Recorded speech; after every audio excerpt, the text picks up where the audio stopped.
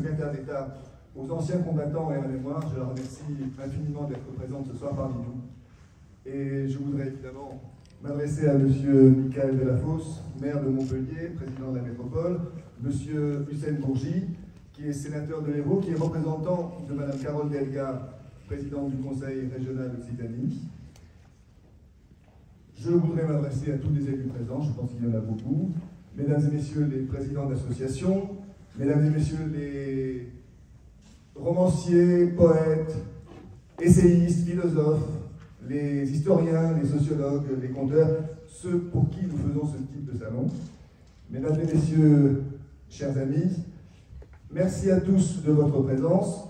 Je suis honoré et fier, au nom de l'association Séparim, qui en assure l'organisation, d'ouvrir ce 3e salon du livre des mondes juifs, Montpellier-Occitanie.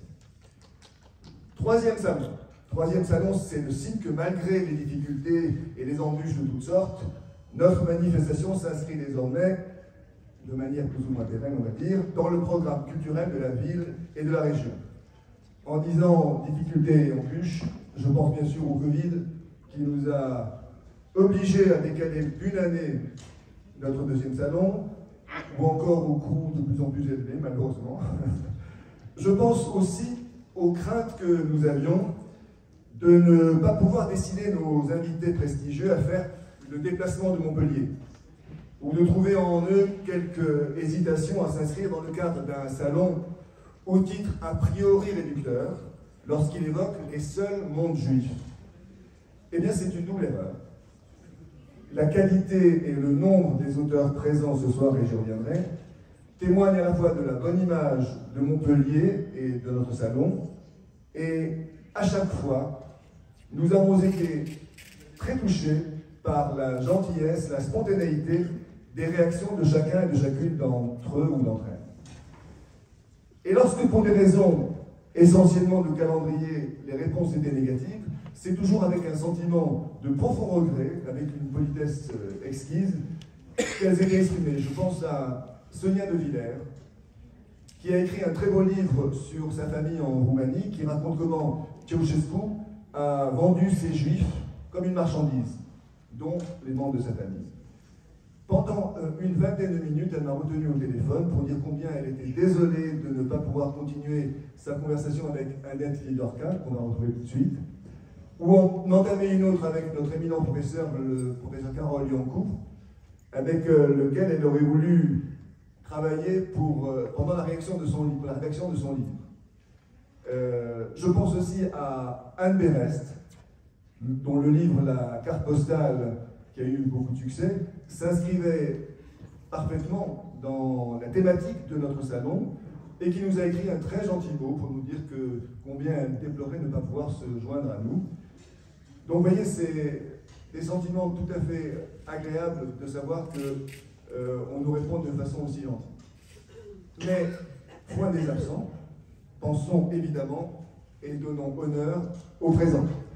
Merci donc à vous tous, mesdames et messieurs les auteurs, qui nous avez fait l'immense plaisir d'accepter notre invitation pour cette manifestation consacrée au livre, quel que soit le domaine ou le mode d'écriture. Nous avons commencé tout à l'heure par des lectures poétiques, puis des romans, des essais. Nous poursuivons par des romans historiques, des bandes dessinées, des biographies, des hommages à de grands noms de la littérature, et surtout, par ce que nous appelons désormais des récits de filiation, qui vont constituer un petit peu le fil rouge de notre salon, et qui sont notre thématique centrale. Je me suis posé la question de savoir si c'était une pure coïncidence, ce qui, dans le monde juif, n'est pas très pertinent, les coïncidences n'y croient pas beaucoup. Mais après beaucoup de lectures, j'ai vraiment le sentiment que nous sommes en présence d'un mouvement de fond, que nous pouvons analyser d'un point de vue général comme d'un point de vue juif.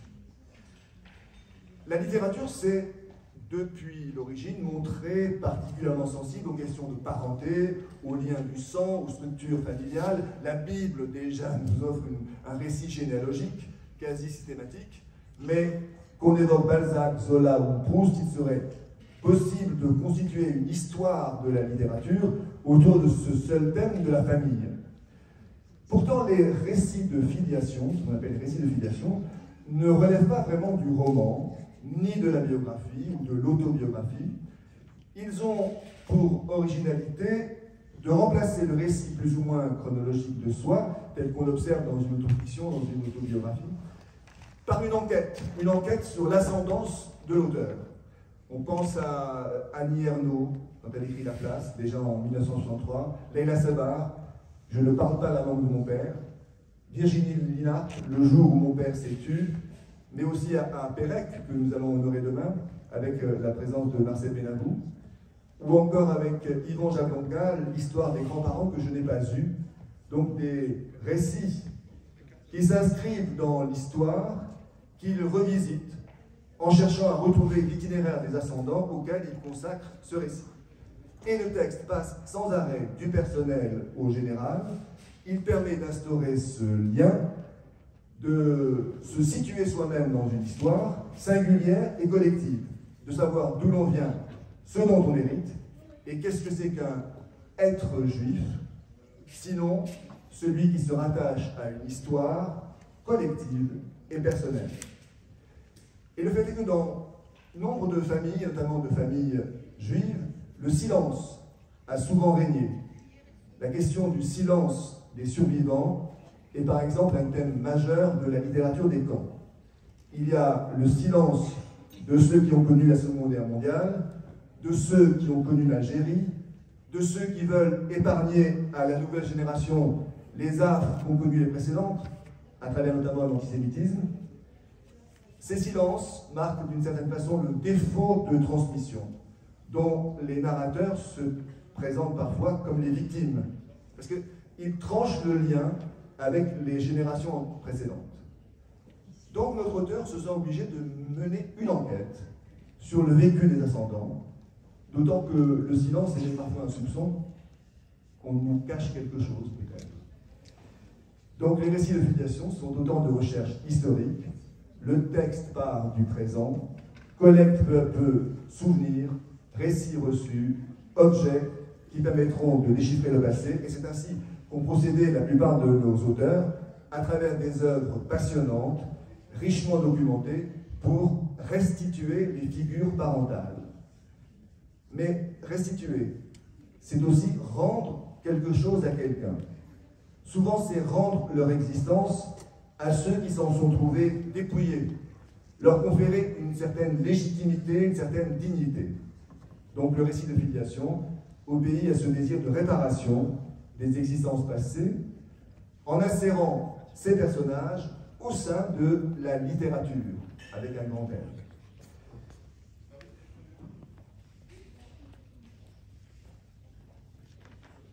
Lorsque ces récits relèvent d'une appartenance à des mondes juifs, actuels ou disparus, ils trouvent une acuité particulière, parce que cette culture puise ses racines dans des univers d'une grande variété et d'une grande richesse. C'est dire si nous avons placé notre salon au cœur même des problèmes de société et des problèmes d'écriture. Enfin, comment ne pas évoquer l'un des enjeux ultimes de cette forme de récit, une meilleure connaissance pour le narrateur de lui-même à travers ce dont il hérite et ce, CEX, dont il hérite. N'est-ce pas Manuel Carcassonne, dont le livre Le Retournement, nous allons en parler tout à l'heure, est un questionnement constant sur l'identité, avec des effets miroirs assumés, montrant les liens, parfois ténus ou parfois criants, qui se tissent entre les générations. Le récit de filiation articule ainsi une double exigence: honorer les figures parentales, on pense au 5e commandement, honorer son père et sa mère, et se lancer à travers cet hommage dans une renégociation de son héritage, en étant à la fois critique et fidèle. Et notre objet, en l'occurrence, c'est de pouvoir retrouver notre mantra, notre formule magique, être dans chaque domaine, au point de passage du particulier à l'universel. Voilà cette présentation des récits de filiation. On a souvent dit du peuple juif qu'il était le peuple du livre, ou mieux le peuple des livres. Et c'est vrai que quand on lit Le Monde des livres, par exemple, on rencontre régulièrement des auteurs qui font référence d'une manière ou d'une autre à la culture juive, dans une variété de modes et cultures assez exceptionnelles. Ce foisonnement, on le retrouve à Montpellier, puisque nous irons à la rencontre de plus de 30 auteurs, et c'est le moment pour moi, avec un peu d'émotion, de rendre un hommage particulier à l'un d'entre eux. Je veux parler de Alexandre Tabor. Alexandre avait participé l'an dernier à notre salon, avec déjà un livre retraçant le parcours stupéfiant de son père, les aventures extraordinaires d'un juif révolutionnaire. Il devait nous présenter cette année son nouvel ouvrage intitulé Tevet, un thriller qui parle d'Israël et d'un logiciel espion qui ressemble beaucoup à Pegasus. Malheureusement, Alexandre Tabor est décédé il y a 15 jours. Il avait 94 ans, il était affaibli, mais il avait encore toutes ses facultés intellectuelles. Nous voulons présenter à sa famille, à ses amis, nos plus sincères condoléances. Et demain, en début d'après-midi, le Salon du Livre lui rendra hommage par la voix d'André Buteau. Notre Salon du Livre a pour objet principal de faire apparaître l'intense activité littéraire et artistique de l'Occitanie d'aujourd'hui. Nous présenterons donc des poètes, jeunes ou plus anciens, des romanciers, des historiens, des romanciers, des romancières, historiens, historiennes, enfin je ne peux pas mettre les cultures inclusives à l'oral, des philosophes, des conteurs, qui vivent dans notre région, pas trop loin, qui chacun dans leur domaine se plaisent à évoquer des mondes juifs actuels ou disparus.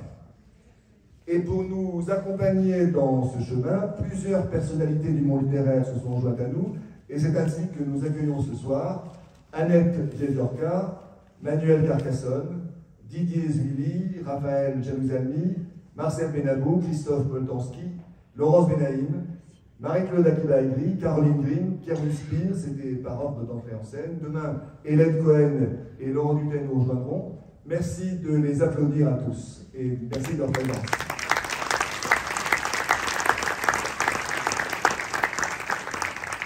Je n'ai pas cité Michel Alberstadt, qui devait participer demain à notre deuxième table ronde. Elle nous a appelés en milieu de semaine pour nous dire qu'elle était sincèrement désolée, mais qu'elle se faisait une joie de venir. Elle avait un empêchement de dernière minute. Elle m'a assuré qu'elle accepterait toute invitation pour une soirée en 2023, donc cette rencontre n'est que partie remise. J'ai salué les auteurs, je ne vais pas oublier ce monde moins reconnu de passeurs. Je pense aux éditeurs, aux libraires, merci à la Cavale, aux imprimeurs, aux traducteurs, qui sont parfois tout à la fois, Michel Ecardébian par exemple, qui contribuent à l'animation de notre salon, qui assurent la transmission, le renouvellement de notre culture. Enfin, je voudrais souligner combien nous sommes heureux de vous accueillir dans ce cadre magnifique de la salle des rencontres de l'Hôtel de Ville de Montpellier, offrir à notre association cette salle prestigieuse pour le Salon du Livre des Mondes Juifs relève de tout sauf du hasard. C'est le signe de l'importance que la ville et son maire, M. Michael Delafosse, accordent à l'histoire glorieuse, comme dirait notre ami Michael Yankou, de la présence juive à Montpellier. L'histoire de Montpellier et de ses juifs est très riche en interactions déterminantes, et nos élus se plaisent à rappeler régulièrement la tradition d'accueil de notre ville, ville de fraternité et de tolérance, qui se nourrit de la différence, mais aussi l'importance des communautés juives dans le développement de la ville, comme par exemple le rôle de la médecine hébraïque dans l'essor des grandes facultés de médecine. Évoquer les mondes juifs, c'est évidemment se retrouver confronté à l'antisémitisme, ce mal absolu et multiforme qu'on a tant de mal à éradiquer, mais c'est aussi, et je voudrais insister plutôt là-dessus, nous l'avons dit, raconter une culture d'une grande richesse. Et l'hommage que nous rendrons demain à des noms aussi illustres que Romain Gary, Georges Perec ou Marc Chagall, comme le témoignage de tous les auteurs présents, seront l'occasion d'en montrer la belle profondeur et l'extraordinaire fécondité. Un grand merci pour conclure à tous ceux qui nous ont permis à ce troisième salon d'exister, la ville de Montpellier, encore une fois, la région Occitanie et son distingué représentant, notre sénateur et ami Hussein Bourgi, le département de l'Hérault, bien sûr, mais aussi tous nos partenaires, la presse, les associations qui nous soutiennent depuis l'origine, et puis surtout, tous les bénévoles de Sévarine qui, depuis 1 an, ont consacré tant de temps, tant d'énergie à cette organisation. Remercie aussi bien sûr le public, vous tous et vous toutes, qui marquez par votre présence l'intérêt que peut encore susciter le livre, malgré Facebook ou FaceTime ou Twitter ou TikTok, ou en fait, je ne sais pas quoi. Je vais donc souhaiter plein succès à notre manifestation. Elle a pour objectif de contribuer à l'unité, à la cohérence, à la richesse, au rayonnement de notre ville. Et c'est également l'occasion pour nous de dire à nos élus que nous souhaitons, bien entendu, participer avec toutes nos forces et toutes nos compétences au merveilleux projet Montpellier, capitale culturelle de l'Europe pour l'année 2028.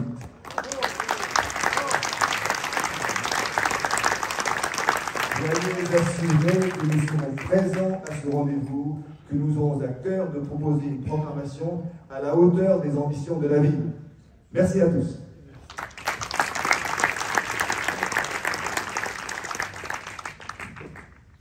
Madame la ministre Patricia Miralles, Monsieur le maire Michael Delafosse, cher ami, Monsieur le président, cher Charles, à travers toi, je veux saluer tous les membres de l'association Sépharim et les bénévoles qui s'impliquent depuis maintenant 3 éditions pour l'organisation de ce salon. Vous saluez, vous tous et vous toutes, membres des associations de la communauté juive montpelliéraine, vous saluez, vous toutes et vous tous, auteurs, éditeurs, et vous, naturellement, les lecteurs et les lectrices, les curieux qui sont venus pour découvrir cette manifestation si vous ne la connaissiez pas auparavant. Vous le savez, tout le monde s'accorde à reconnaître la place singulière, la place particulière qu'occupent les religions du livre dans l'histoire des civilisations humaines.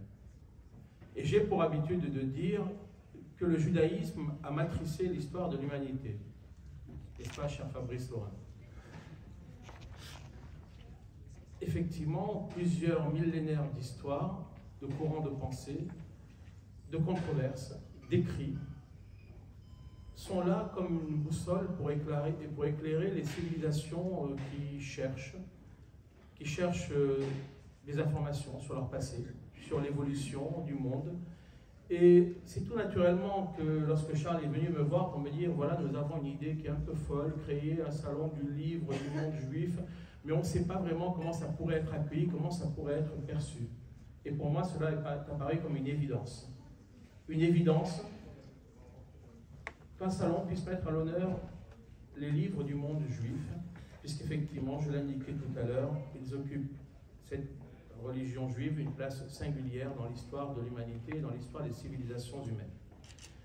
Alors, à travers le thème qui a été choisi cette année, la quête d'identité, ce sont des hommes et des femmes qui viennent témoigner, qui viennent se raconter et qui viennent raconter.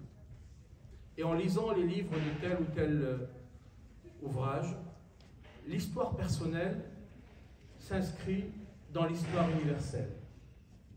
Le récit familial vient prendre place dans l'histoire avec un H majuscule. Quand vous avez des hommes et des femmes qui viennent raconter leur histoire, l'histoire de leurs parents, l'histoire de leurs aïeux, comment ils ont vécu, comment ils ont survécu et pourquoi ils ont tué ce drame affreux que fut la Shoah, avant d'en connaître un nouveau, la guerre d'Algérie, le déracinement, et comme s'il y avait cette fatalité de trébucher, puis de se relever. Finalement, chacun et chacune d'entre nous, à travers notre histoire personnelle, quel que soit notre vécu, nous pouvons nous identifier à ce parcours qui parfois s'apparente à un parcours initiatique. On cherche, on essaye de deviner pourquoi les parents ont tué cette histoire, parfois par pudeur, parfois pour protéger les enfants. Pourquoi cette judéité a pu être enfouie. Enfouie, elle apparaît à l'occasion d'un décès, à l'occasion d'un livre qu'on découvre, à l'occasion d'une rencontre avec un parent éloigné.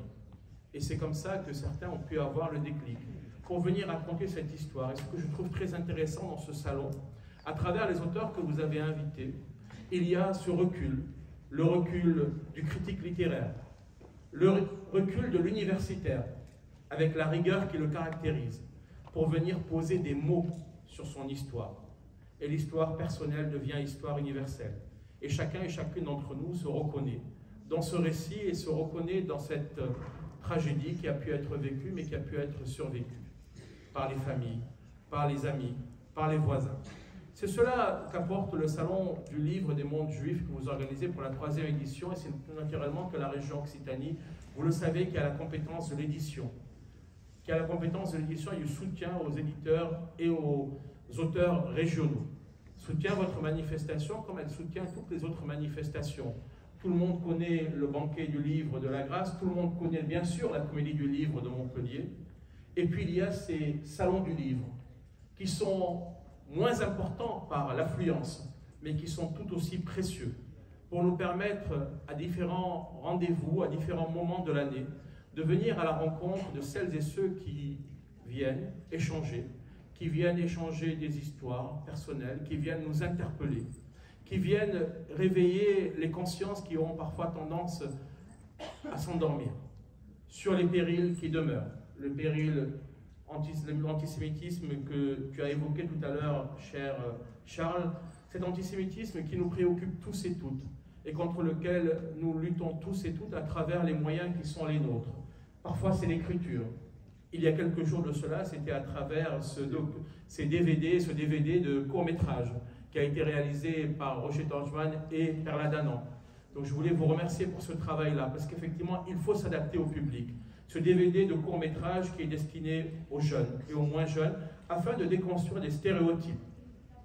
L'écrit, c'est aussi le supplément du Midi Libre sur l'histoire méconnue des Juifs d'Occitanie, auquel a contribué grandement, efficacement, précieusement Michael Yankou et toute l'équipe qui l'entoure.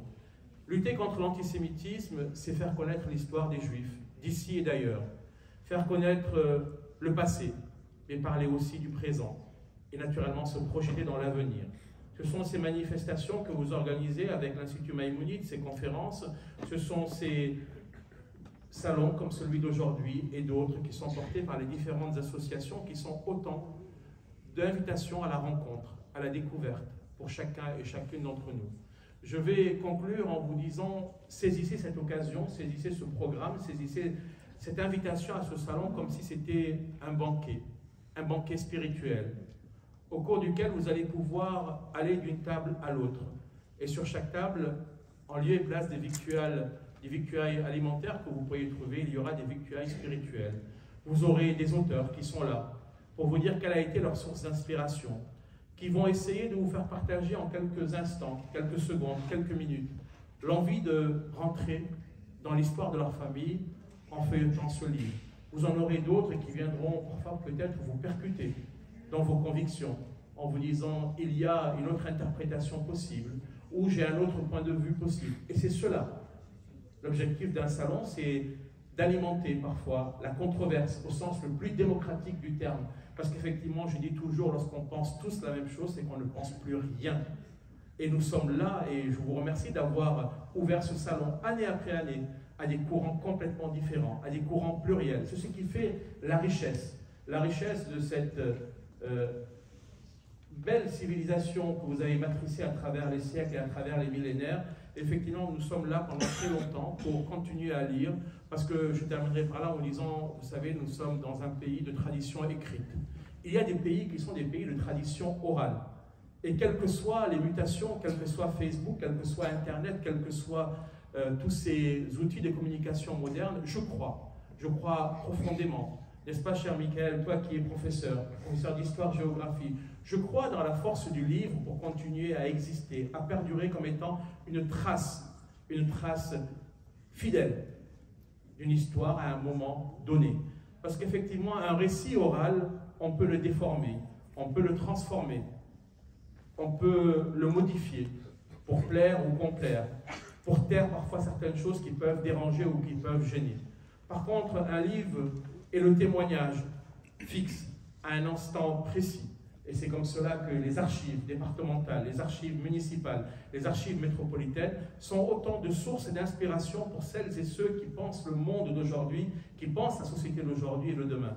Merci à chacun et à chacune d'entre vous de continuer à stimuler notre intelligence, l'intelligence du cœur et de l'esprit. Bonne soirée à tous et à toutes.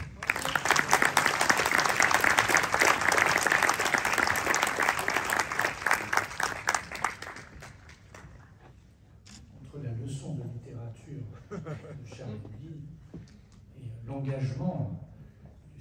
bougie très fort, il va falloir trouver les mots. Je vais... C'est l'impression. Je vais commencer d'abord évidemment par saluer Madame la Ministre pour sa présence ici, très important. Saluer, cher Hussein, l'institution que tu représentes, la région et ta présence fidèle, les élus, j'ai aperçu Mme Niac, voilà, qui est là. Saluer, cher Cham, président, et à travers toi tous les bénévoles qui, je le sais, œuvrent depuis très longtemps sur ce très beau projet. Je me souviens, conseiller départemental, en charge d'une certaine manière de la culture, voir arriver André Moutot, me disant il faudrait que tu aides. J'ai dit évidemment on va aider. Et je me souviens de la première édition et la seconde qui était à l'espace Pitot du SAM. Et c'est vrai que nous avons comme une évidence, nous sommes dit que cette salle, la salle des rencontres, ce lieu, la mairie de Montpellier, se prêtait bien mieux pour accueillir ce moment. Je salue Monsieur le rabbin qui arrive pour recevoir ce salon du livre des mondes juifs. Donc j'en suis très heureux. J'y vois ici deux signaux. Un, une fidélité à l'histoire de la ville, histoire au sens glorieuse de la ville, mais nous rappelant, puisqu'hommage a été fait aux traducteurs, le rôle très important des traducteurs lunénois, montpelliérains, des savoirs arabo-musulmans dans la transmission de la médecine et dans l'éclosion du rayonnement de notre ville par la science, par le progrès. C'est donc cette filiation que je veux saluer en accueillant ce salon en ce lieu. Et le second, c'est le renouvellement du pacte entre Montpellier et la culture et son engagement en faveur de la culture, où nous disons qu'ici, elle est chez elle, mais j'y reviendrai dans ma conclusion. Donc vous saluez pour cette énergie bénévole au service de la culture, au service du si bel objet qui habite nos bibliothèques et cultive nos imaginaires, qui est le livre. Alors, d'abord, votre programme. Je voudrais dire, je suis extrêmement intimidé de parler devant deux maîtres qui m'ont façonné. Annette Vivorka, évidemment, qui prend dans l'ouvrage qui est présenté un chemin nouveau. Cela a été relevé par plusieurs critiques, mais évidemment, Annette Vivorka est une historienne majeure de la compréhension de la Shoah, le procès de Nuremberg, d'innombrables articles publiés dans la revue L'Histoire d'ouvrages. Et j'en suis, je voudrais lui exprimer ma reconnaissance. Et puis, il y a eu dans l'Antiquité une longue période de paix dans le monde méditerranéen que fut l'Afrique romaine. Et le professeur Marcel Benamou, qui est là ou qui... Oui, il est là. Il est là. Il est là. Monsieur Bon, Benamou. s'il n'est pas là, vous lui direz, parce que voilà, qui a été, qui a façonné pour des générations d'étudiants et d'historiens la compréhension de cet espace de grande prospérité et du concept de romanisation qui nous renvoie à une forme d'altérité, enfin ça j'aimerais bien même en discuter avec lui, de mes souvenirs. Donc, saluez votre programme, même le rabbin, même là, rabbin, je ne sais pas, en vous écoutant, je crois qu'il faut y aller, hein, là, rabbin, après, voilà, mais c'est aussi l'occasion de découverte intellectuelle. J'ai retenu la blague, enfin, je la prends, l'histoire du charpentier, tout ça, super, mais aussi d'aller lire vos travaux. Bref, un salon, c'est aussi fait pour retrouver des vieilles connaissances à travers des livres et aussi stimulées par d'autres. Et puis, vous allez explorer. Il y a un ouvrage de Pierre Le Pape qui est assez extraordinaire, qui définit la France comme le peuple de la littérature. Et alors, 800 pages là, et tout le monde y va.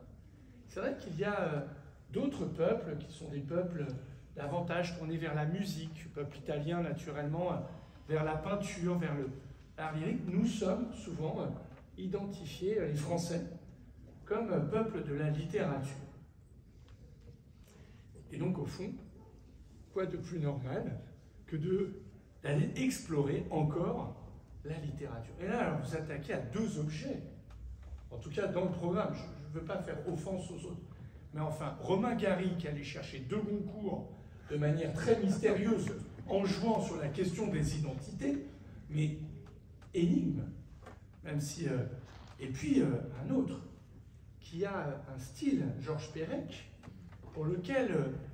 voilà, qui interroge, et je ne doute pas de la grande qualité des échanges pour que ces deux grandes personnalités de la littérature française, mais donc universelle, eh bien, nous soyons éclairés. Donc je veux saluer le programme très modestement, mais autant dire qu'il est très stimulant et que ceux et celles qui auront la chance de suivre l'ensemble des rencontres, eh bien, pourront avoir un sentiment de s'élever intellectuellement et culturel.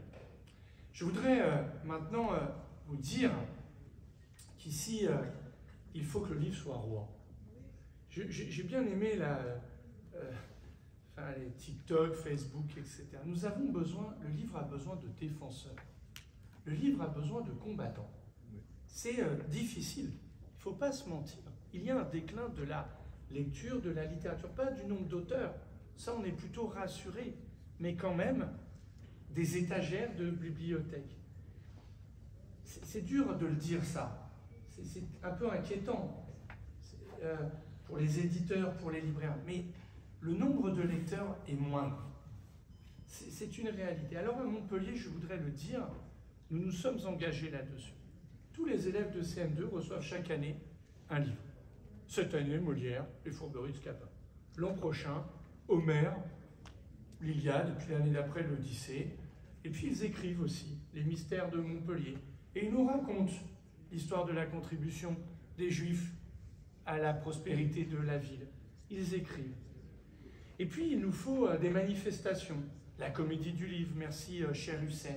Il nous faut des temples laïques pour les livres, les médiathèques, dont le prochain projet culturel sera délibéré au Conseil de métropole comme un acte solennel d'engagement en faveur du livre.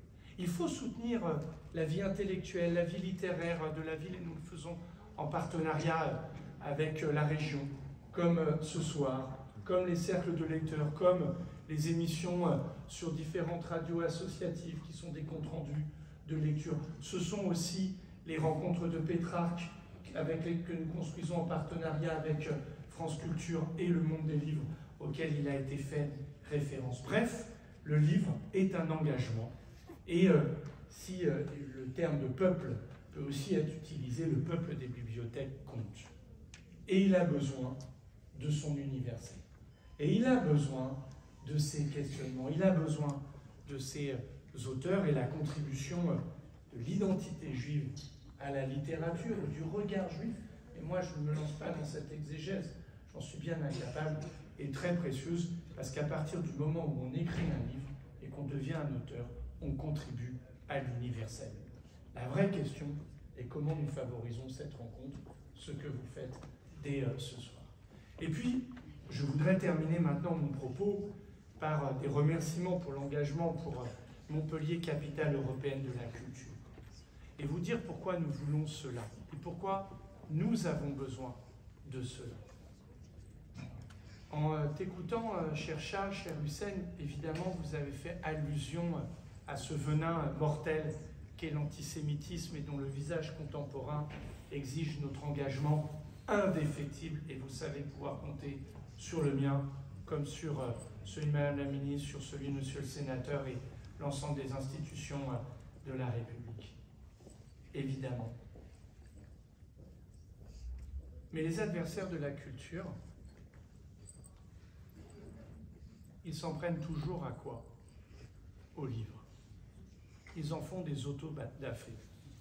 Les adversaires, les haineux, les racistes, les antisémites, les obscurantistes, les complotistes, les dictateurs, ils s'en prennent toujours à la culture. Et nous voulons être capitale européenne de la culture en 2028 parce que nous voulons porter un plaidoyer en faveur des arts, des lettres, de la controverse, de l'exigence intellectuelle, de tant d'autres choses, de l'émotion, de dire j'aime, je n'aime pas. Un plaidoyer pour dire que ici, les artistes, les écrivains, écrivaines, les comédiens ont leur place, que les chercheurs ont leur rôle à dire dans la cité, pour ceux et celles qui veulent cultiver leur curiosité, leur savoir, leur connaissance, leur envie d'apprendre de l'autre. Nous voulons le porter avec une force indéfectible. Pourquoi? Parce qu'il y a aujourd'hui des endroits dans le monde, à l'instant même où je parle, ou parce que des hommes et des femmes écrivent des livres ou sont artistes, sont tués. C'est le régime obscurantiste des talibans en Afghanistan. Que quand nous vous avons accueillis dans cette mairie, vous avez été accueillis par une banderole de soutien aux femmes iraniennes qui luttent pour leur liberté. Mais c'est leur liberté, comme celle des auteurs qui filment sous le manteau, qui écrivent sous le manteau, pour pouvoir exprimer leur génie humain. C'est pour dire aujourd'hui qu'à l'heure où Vladimir Poutine détruit des lieux de culture sciemment, le théâtre de Mariupol, l'université de Kiev et 204 lieux de culture, que dans ces endroits où le désespoir est là, eh bien, il faut qu'il y ait des endroits où la lumière continue à illuminer. Et donc, notre engagement pour la culture, il est aussi cette réponse-là, en lucidité des événements tragiques qui se passent dans le monde. Mais si nous, ici, nous renonçons à l'idée de culture, ou plutôt, si nous ne nous engageons pas en faveur de l'idée de culture, eh bien, nous donnerons aussi des petites victoires à ceux que nous devons combattre.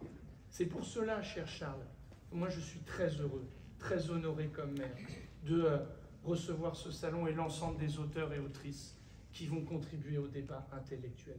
Comme je suis très fier comme maire, et j'espère que vous aurez le temps, amis qui êtes venus d'ailleurs ici dans votre ville, où vous êtes chez vous, que nous accueillons en ce moment une exposition consacrée au musée en exil, que nous sommes très fiers mercredi prochain d'avoir l'Agora des savoirs, où le chercheur, loin de toutes les défiances des complotistes, eh bien, peut s'exprimer en toute sérénité. Oui, il faut des lieux d'hospitalité pour les artistes, pour les auteurs, pour les hommes qui montrent que le génie humain n'a jamais dit son dernier mot, que ce soit sur les scènes ou dans les pages de nos ouvrages. Et il nous faut des hommes et des femmes, ce que nous sommes ici dans cette ville, qui sont curieux, qui ont envie de comprendre, qui ont envie de savoir, qui ont l'humilité de se dire « je ne comprends pas », mais qui trouvent des passeurs qui nous aident à nous élever. Voilà ce qui doit caractériser l'esprit de Montpellier, en fidélité à cette grande idée qui a façonné notre ville, justement en janvier 1180, où à un moment, eh bien, par une forme de tolérance, nous n'avions pas le monopole d'une religion pour dire les choses, et que l'apport des uns et des autres nous élevait collectivement. Et voilà pourquoi je suis extrêmement fier d'accueillir ici, dans cette mairie, le Salon du Livre des mondes juifs. Parce que, où que tu sois, d'où que tu viennes, quoi que tu penses, à Montpellier, si tu viens contribuer à la culture, au progrès, tu es le bienvenu. Vous êtes ici, chez vous.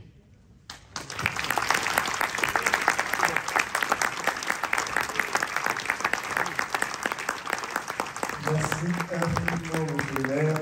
Nous allons faire une petite pause d'une vingtaine de minutes. Vous êtes invités à l'apéritif de l'heure qui est juste à côté. Et on se retrouve avec Manuel Carcassonne et Nadia Dorca dans une, donc un épisode plus tôt.